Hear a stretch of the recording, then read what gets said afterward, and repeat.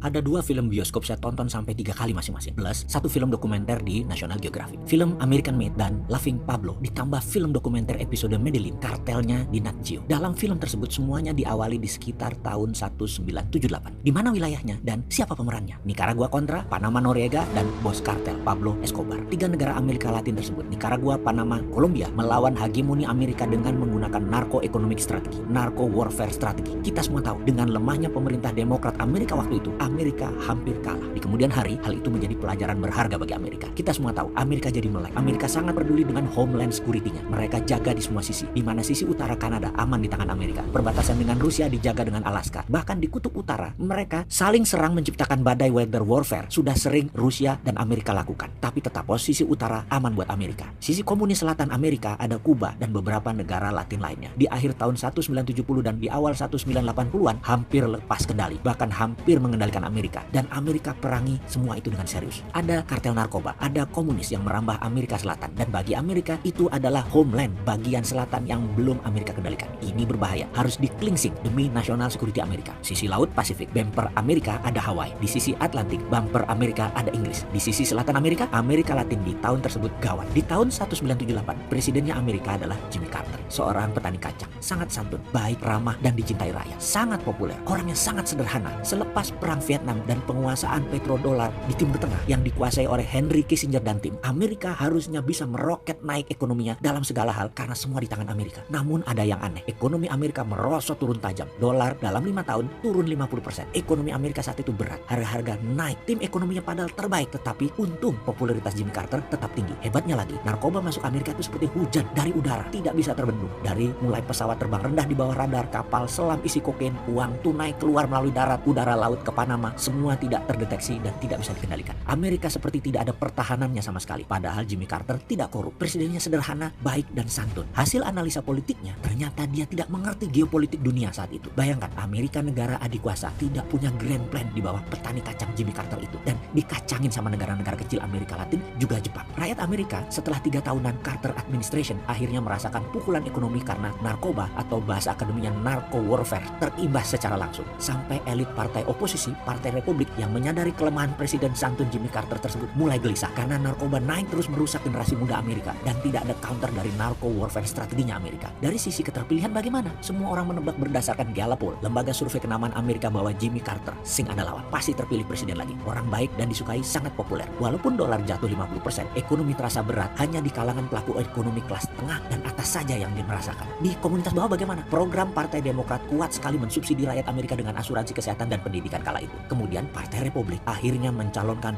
vote getter, seorang yang populer juga, yaitu Gubernur California 2 periode, Ronald Reagan, dan dipasangkan dengan pengusaha minyak kaya raya George W. Bush. Bush adalah orangnya Wall Street. Ekonomi Amerika yang terpengaruh dengan narkoba Kolombia akan melawan. Jika Ronald Reagan menang, Amerika akan menggunakan direct offensive menyerang Amerika Latin. Partai Republik adalah partai koboi, hobinya perang. Demokrat hobinya ngurusi pemerintahannya, kalau Republik ngurusi swasta dan pebisnis. Menumpas dan mengendalikan komunis serta narkoba Amerika Latin menjadi agenda Wall Street mensponsori Reagan. Selanjutnya, semua pasti tahu apa yang terjadi. Reagan menang, lalu menumpas sosialis komunis dan menumpas narkoba Amerika Latin. Kemudian ekonomi Amerika naik. Oke, sudah ya, mikirnya jangan dibawa-bawa ke Indonesia. Ini hanya pelajaran sejarah.